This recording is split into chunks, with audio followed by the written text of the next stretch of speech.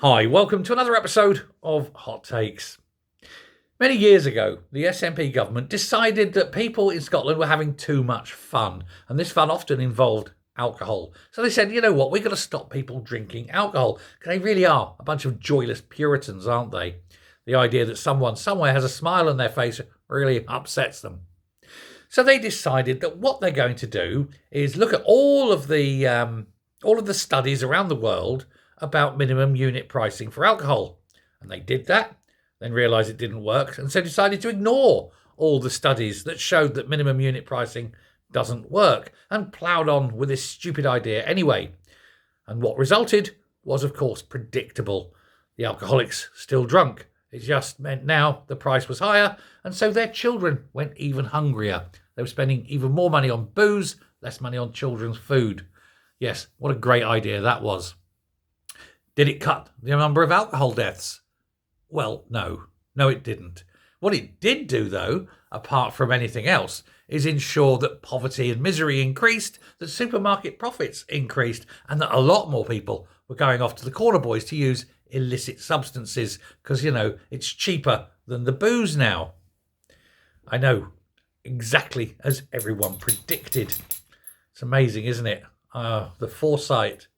Anyway, having seen this policy fail, they thought, what can we do instead? And rather than looking at something completely different, they decided they're going to double down and increase that minimum unit price by 30%.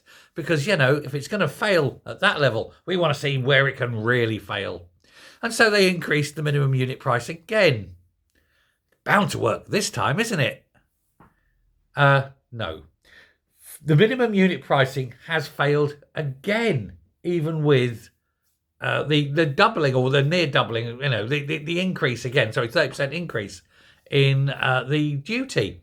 Minimum unit prices, not duty. Even more profits, of course, for the supermarkets. And it's now got the highest alcohol deaths in 15 years, i.e., the highest alcohol deaths since the SNP started taking records of this thing. So it's absolute all-time record high alcohol-related deaths. It makes you wonder what their next plan will be. Increase unit price even more and watch the drug-related deaths increase? Who knows? But when you've got one good idea, you're going to stick with it, aren't you? Even if it is the dumbest idea in the world. And what I said about the studies, yes, there were 29 independent, fully academic studies that showed that this didn't work.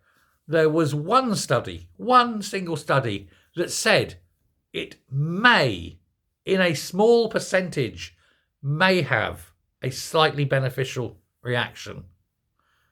And that was it. And they based this whole policy on that, it seems.